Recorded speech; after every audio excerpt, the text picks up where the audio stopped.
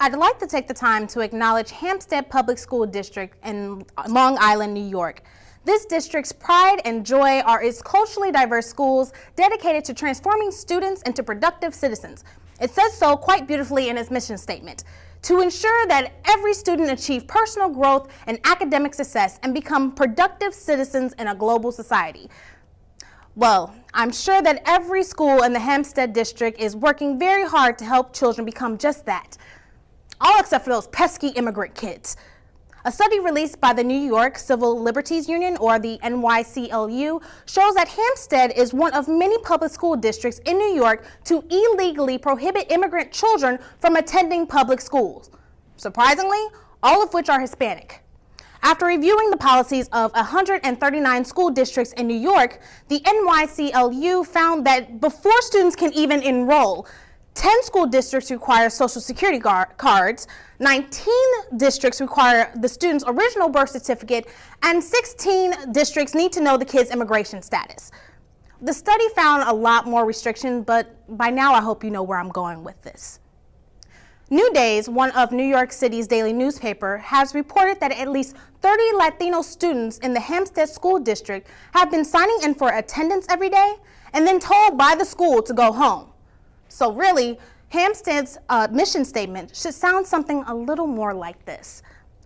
To ensure that every American-born student achieve privileged growth and academic success, and to prohibit immigrant children, particularly Latinos, from becoming productive citizens in a global society. As a country, we've been here before.